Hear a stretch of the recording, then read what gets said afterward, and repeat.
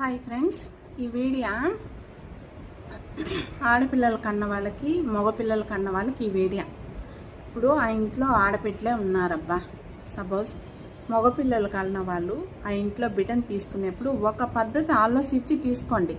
ఆ ఇంటికి కొడుకైనా కూతురైనా నీ కొడుకు ఆ ఇంటికి కొడుకు అవ్వాలి, కూతురు అవ్వాలి, అన్ని విధాల నీ కొడుకే. కానీ నీ బిడ్డకి నువ్వు చెప్పి నేర్పాలి ఒక తల్లిగా. అది తల్లిలో ఉండే సంస్కారం. కానీ ఆ ఇంట్లో బిడ్డను తీసుకునేప్పుడు 1000 అబద్ధాలు 1000 కొంపలు కూల్చేసి నాశనం అయ్యే మాటలన్నీ చెప్పి బిడ్డను తీసుకునేస్తారు. తీసుకున్నాక ఏం చేస్తారు? నైనా ఇంట్లో తినొద్దురా, ఇంట్లో తాగొద్దురా, ఇంట్లో ముందు పెట్టేస్తారా అని చెప్పే ముండలకు చెప్తున్న అత్తలకి. ఇలాంటి వాళ్ళు ఎవరైనా ఉంటే అలాంటి వాళ్ళని ముందుగానే తెలుసుకొని బిడ్డని ఇవ్వండి. ఆ ఇంట్లో బిడ్డని ఇచ్చినాక మన మనోభావం మనం దెబ్బతింటుంది, కానీ వాళ్ళకేం ఉండదు. వాళ్ళేం లగ్జరీగా బాగా తింటారు, బాగుంటారు.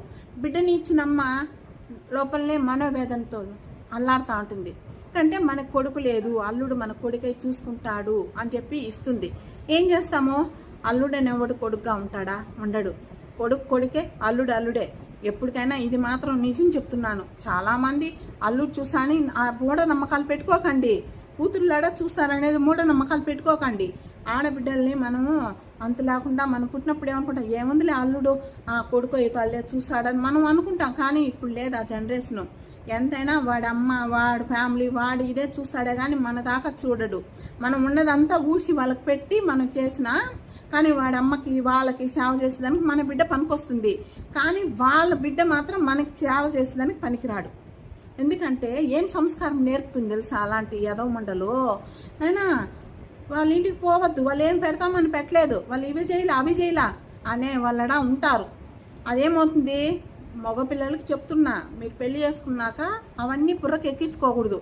అక్కడ చెప్పినాడా సరే మన ఊంగొట్టి నీ అత్తగారి ఇంటికి వచ్చి గ్లాస్ నీళ్ళు తాగి పోయేస్తానమ్మా అని చెప్పేసిపో. నీ తల్లికి అప్పుడు నీ తల్లి నిన్ను పెంపకమా పెంచింది, మంచి పెంపకం అని అత్తగారు వాళ్ళ నీకు ముద్రేస్తారు.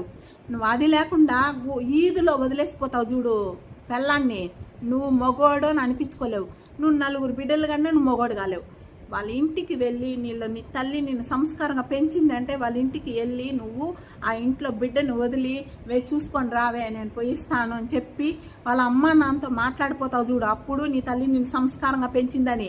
ఈదులో వదిలేసిపోయేవాడు వాడు ఒక మగోడా అని అనిపించుకోకూడదు అల్లుడుగా వచ్చినప్పుడు. ఇలాంటివి ఎవరి ఇళ్ళైనా జరిగితే ఇలాంటివి రిపీట్గా అడగండి. వాడిని నిలదీసి అడిగితే ఇలాంటి తప్పులు చేయరు.